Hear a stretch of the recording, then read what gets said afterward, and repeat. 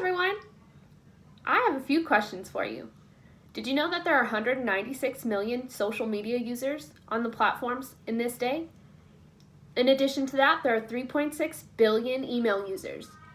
How many of those 3.6 billion people do you think mailed a thank you card last year? How many of you mailed a thank you card last year? If it's been a while, have no fear, because I am here to help you out with that. I'm an expert at writing thank you cards, as I've been writing them since I was a little girl.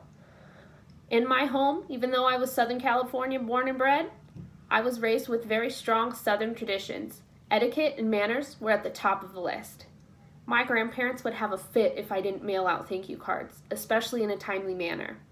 One year, I even got an etiquette guidebook for Christmas because I didn't mail out the birthday thank you cards. Today, I will explain the proper way to write a thank you card, sure to please Grandma's high standards, and create a lasting and loving impression with family and friends. Before writing the card, you're going to want to think about who you're writing it to and why you're writing the thank you card. So let's say Grandma mailed you some cookware for Christmas. Maybe a friend helped you move last Saturday and took the time out of their busy schedule. All of those are great reasons to write a thank you card. Thank you cards can range from anywhere from a little formal to a little bit informal. You're always going to want to keep the recipient in mind. The first part of writing the thank you card is the greeting. Grandma probably won't appreciate, "Hey Gram, what's up? How's it going?" It's probably not the best way to write a thank you card. My personal favorite is always prim and proper, "Dear Grandma." That's kind of how I greet my neighbor too. The next part is the body. You're going to want to think about what you're going to write in the card. I'd like to tell you a story. When I was a little girl, I wrote a thank you card for all the Christmas gifts that my mom and dad got me for Christmas. It went something like this. "Dear Mom and Dad, thank you for all the gifts I got for Christmas. While they weren't exactly what I wanted, it was exactly what I needed." It doesn't really explain what I got, how I'm going to use it. And these are all things that you're going to want to include in the thank you card. When I'm writing thank you cards from my son, I like to include how excited he was when he opened it. Sometimes I'll even make it a little bit more personal, and I'll include a picture of him playing with a toy or present that he got. If you're writing to Grandma, I'm going to use an example that she sent you cookware for Christmas. "Dear Grandma, thank you so much for the amazing cookware you gave us for Christmas this year." If you're writing to your friend that helped you move last Saturday, you're going to write, "Thank you so much for taking the time out of your busy schedule to help us move last Saturday." The second part of the card is going to be how you benefited from that act of service or how you intend to use the cookware.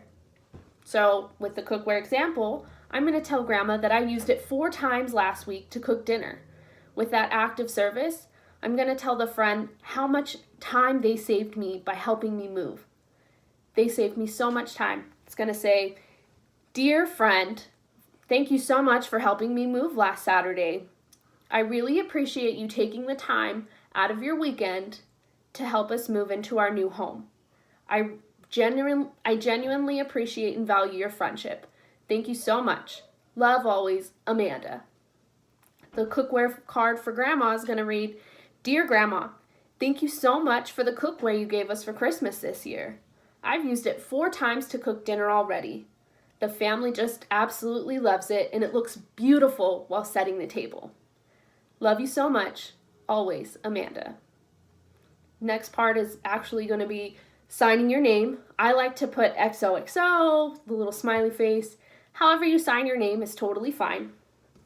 And the last and final touch is actually taking it and putting it in the mail. I know, right? What a shocker. Taking this extra step is really going to solidify showing our friends and family how much they mean to us.